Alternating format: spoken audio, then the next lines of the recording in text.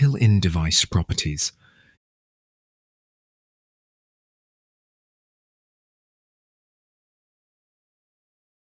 You can define IDs for the relevant terminal blocks, circuit breakers, and residual current devices.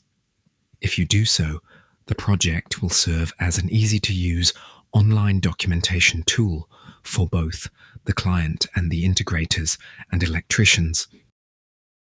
Another missing piece in project documentation is the precise positioning of certain devices.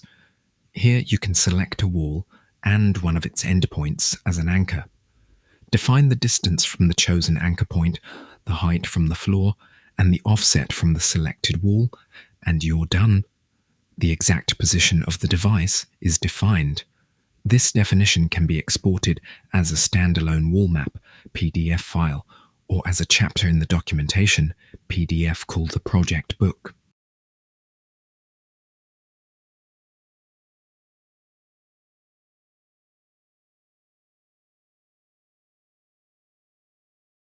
You can use this dashed hairline to visualize multiple parts of a device that's controlled as a single unit.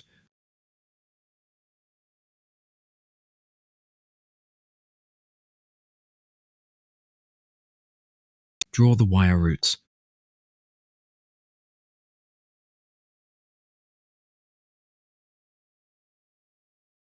You can connect a new line to an existing one. If you simply click an existing line, the tool will connect to it and handle the new line as an independent line.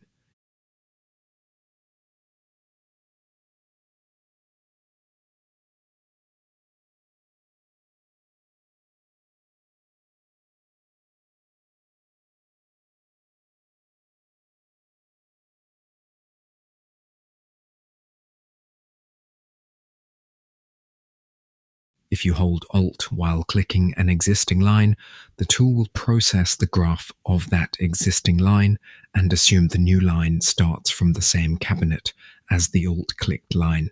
This helps reduce multi-line clutter on the floor plan.